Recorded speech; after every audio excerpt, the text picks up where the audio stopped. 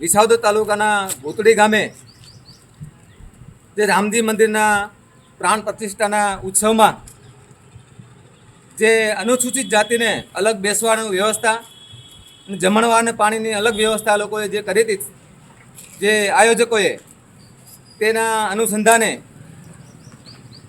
આ લોકોએ એક જાતિવાદી હલકી માનસિકતા રાખી અને 75 વર્ષ થઈ ગયા, દેશ આઝાદ થયો છતાં પણ આ દેશમાં છૂઆછૂત અને જાતિવાદ હજી ભયડો લઈ રહ્યો છે.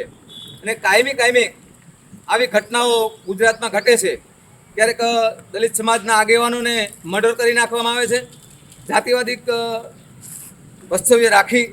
અને આજે અમે આ પોલીસ સ્ટેશને અમે આવી અને સાહેબને રજૂઆત કરવામાં આવી અને અમારી આ જે રજૂઆત હતી એના અનુસંધાને FIR કરી નાખેલ છે.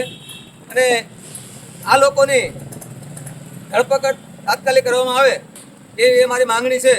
જો તાત્કાલિક ધરપકડ કરવામાં નહીં આવે તો અમે SP કચેરીએ આવેદન આપશું અને અમારે આગેવાનો, તમામ ગુજરાતના આગેવાનો વિસાવદર સ્થળે આવી અને બહોળી સંખ્યામાં રજૂઆત કરશે.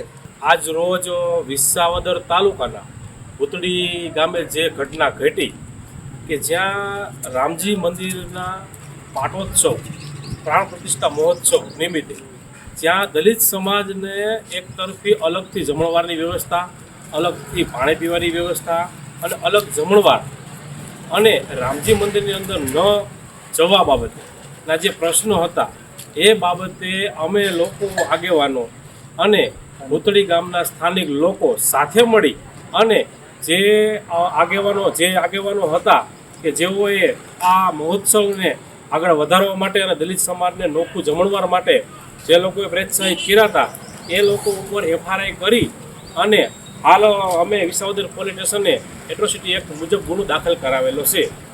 હવે આ મુજબ અટકાયતી પગલાં લેવા માટે રવિરાજસિંહ DYSP SC સેલના જૂનાગઢના એઓને અમે રજૂઆત કરી કે તાત્કાલિક પગલાં લેવામાં આવે.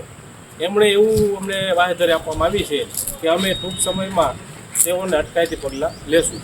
તે બદલ રવિરાજસિંહ પરમાર સાહેબનો પણ ખૂબ ખૂબ આભાર. અમારે આ પોલીસ સ્ટેશનનો પ્રશ્ન હતો એના માટે અમે આવ્યા હતા, એટલે આ બધાને તાત્કાલિક ધરપકડ કરે એવું કરું. આ જ પ્રકારની તમામ અપડેટ જોવા માટે ન્યૂઝરૂમ ગુજરાતને લાઇક, શેર અને સબસ્ક્રાઇબ કરવાનું ભૂલતા નહીં.